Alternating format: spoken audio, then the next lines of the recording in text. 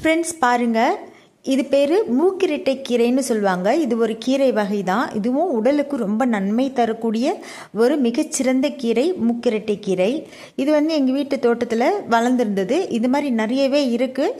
உங்களுக்கு காட்டுறதுக்காக ஒரே ஒரு அந்த வேர்லேருந்து ஒரு கிளை உள்ள செடியை மட்டும் பிடுங்கி எடுத்துகிட்டு வந்திருக்கேன். பாருங்களேன், அந்த ஒரு கிளையில் எவ்வளோ பிரான்ச்சஸ் போயிட்டு எவ்வளோ வளர்ந்துருக்கு பாருங்களேன். எவ்வளோ நீட்டு பாருங்கள், 10 அடிக்கு வளர்ந்துருக்குங்க. நம்ப முடியுதா உங்களால்? நம்புங்க, இது நிஜம். எனக்கே ஆச்சரியமாக இருந்தது. அதனால தான் உங்ககிட்ட ஷேர் பண்ணுறேன். ஃபஸ்ட்டு வரைச்ச சின்னதாக தான் வரும். அதை நீங்கள் இனம் கண்டுபிடிச்சி அதுக்கு தண்ணி ஊற்றி வளர்த்திங்கன்னு வச்சுக்கோங்களேன், அது நீட்டாக வளர்ந்துட்டே போகும். அதில் நிறைய பிரான்ச்சஸ் விட்டு வளர்ந்துட்டே இருக்கும்.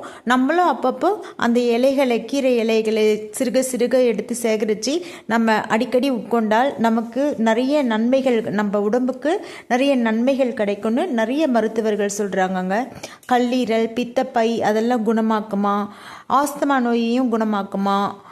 ஆக மொத்தத்தில் நம்ம உடலுக்கு நிறைய நன்மைகளை தரக்கூடியது இந்த மூக்கிரட்டை கீரை. இது நார்மலாக எல்லா இடத்துலையுமே இருக்கும் ஃப்ரெண்ட்ஸ்.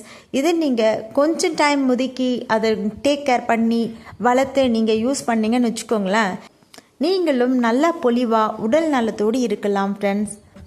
நீங்களும் இந்த மாதிரி இயற்கையாக கிடைக்கிற கீரைகளை வீட்டில் எடுத்து பிடுங்கி போடாமல் அதுக்கு தண்ணி ஊற்றி டேக் கேர் பண்ணி வளர்த்து அதை நீங்கள் சமைச்சி நீங்கள் உடலுக்கு உட்கொண்டு சந்தோஷமாக வாழணும் ஃப்ரெண்ட்ஸ்.